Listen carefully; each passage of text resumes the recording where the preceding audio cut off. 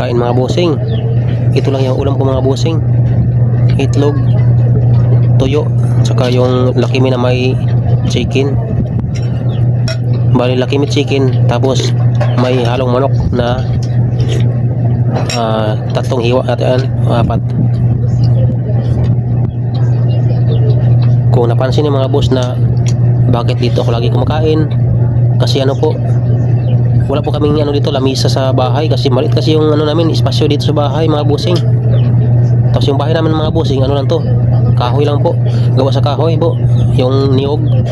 Tapos yung sahig naman niya ano, plywood lang po na makapal mga bossing.